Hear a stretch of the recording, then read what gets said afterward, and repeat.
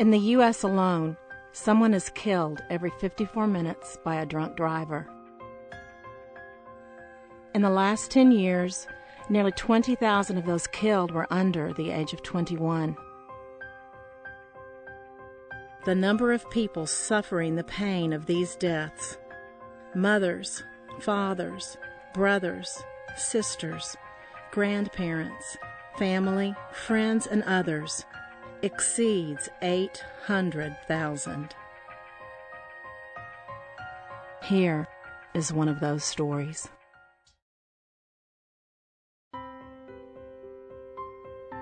Knowing that I was pregnant with twins was quite an exciting thing for me. Just an extra special blessing, I thought, because motherhood for me was just what I was meant to do. I put them in the same crib, one down at one end and one down at the other end going across the crib, and I separated them thinking that they would disturb each other if they were touching. About 15 minutes later, I came in, and they had wiggled and wiggled and worked their way until they were touching. I realized, at that moment that the bond that they shared was so close. The idea that Megan and I's relationship was just sisters, not to me, not at all. She's my best friend. We had a great childhood. I was the middle child. We were close in age, so I think that kept us close, to each other as we grew up. Every day, the whole family would pack up and go to the beach. We'd pack the cooler and walk across the street, and literally hours were spent at the beach. Megan and I would always be belly up to the cooler, wherever the snacks were, wherever the soft drinks were. That kind of became a laughing joke. It's wonderful being the mother of boys because they love their moms. Eric Smallridge is my baby boy. In many ways, they've all been the joy of my life, but he was, as the baby, special in a number of ways. He was always the best athlete, probably was the best student with the grades. He was just a tenacious kid, he was full of energy, and he was so competitive against even myself when we would play basketball or anything. We went on a lot of campouts. Quite frequently, we'd go out and cook chili and stay out in the great outdoors overnight and the like, even when they were very young. Rainey was a den mom, I was a cub leader, and all of the three boys are Eagle Scouts. Some of my fondest memories of him, honestly, were kind of living vicariously through him in his athletic prowess, if you wish. But he was a 4-year letterman for the soccer team at Leon High School. I used to travel with the team on the bus and support Eric, and he was a goalkeeper, and that was really cool getting to watch him. In high school, Megan and I, and Michelle as well, we were involved with the football team as the football managers. We thought we were so cool getting, to be close with all the football players. And then we would travel with them to the game. Megan and I were always closer with the guys. We kind of had a guy crowd and not a girl crowd. So I think that might have influenced our ability to hang with the group in college. We imbibed. We did. We partied. We drank. Somehow, some way, someone would be able to get a bottle, of whatever kind of rum or whatever you wanted, and had the most awful mixers together. We had no clue what we were doing. Eric got caught up in that, just like a lot of kids did, just like I did. And, with him being so popular in high school, he quickly made friends in college, and it spilled over into the whole fraternity thing and rushing, and he did, drink and drive. I think that there were times Megan and I might have made a better choice by not driving each other. Kind of the thing where you look at each other and say, okay, you had one less than me, so you'll be okay to drive me home. And not only between Megan and I, that wasn't the conversation, but between our friends as well.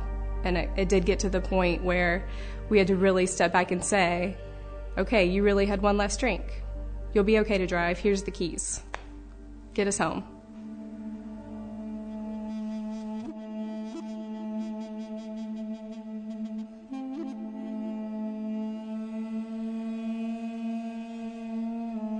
Megan and her best friend, Lisa Dixon, were driving home after an evening of babysitting and hanging out on Pensacola Beach.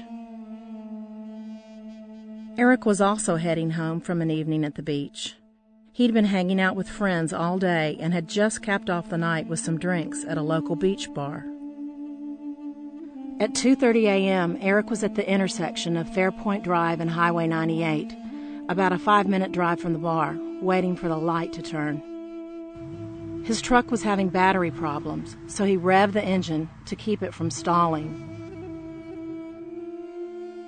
A white car in the right merge lane beside him mistook Eric's revving as a challenge to street race. Both cars jumped off the line. Eric was oblivious to the white car beside him until it started cutting into his lane. Eric's truck rammed into the back of Megan and Lisa's car, sending it spinning out of control before impacting a tree. Both girls' necks were snapped by the impact. They were killed instantly. Neither Lisa nor Megan had been drinking that night. About 8:45, my sister-in-law shows up at the door, and she's standing there, and she said, "There's been an accident. It was Megan. She didn't make it." And my mind immediately began racing about the last time I talked to her. I picked up the phone and said, "Hey, Dad," and he said, "I have something I need to tell you." And I said, "Okay." And immediately, your heart sinks. He said, "There's been an accident. It was your sister." And he didn't even have to tell me which sister. And that's all I remember. And he said, "Well, there's been an accident, and it was Megan. She didn't make it." I learned what wailing was, from deep down in your soul, this horrible wailing comes out. I said to her, "No, you're kidding." A million memories, a whole lifetime just flashes before your eyes, and you just think, I thought, oh, does Carmen know? I fell on the floor, and I'm assuming that I fainted. I don't know.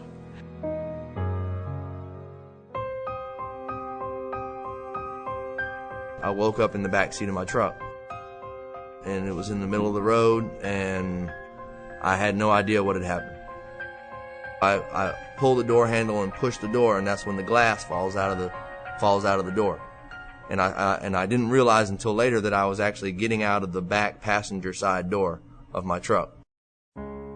The officers finally, they took me to the ambulance, and they told me they were going to take my blood, and I asked them why. Why do you want a blood sample from me? What's really going on here? And they said, well, that's what we're trying to find out with you. And I said, well, a car cut me off, and I tried to avoid an accident, and my truck rolled, and that's the best I can tell you. And they said, don't act like you don't know there's 2 girls dead in that car over there. When they said those words, everything in my life started to kind of flash before my eyes. My own life started to flash before my eyes, and I'm thinking, how could this be?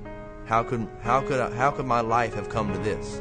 It's like you're all of a sudden waking up in a nightmare, and you want it to be over with. You just see all your hopes and your dreams. You see how proud people were of you and how disappointed they're going to be in you now. And then you start thinking about, well, what about these other people that I don't even know?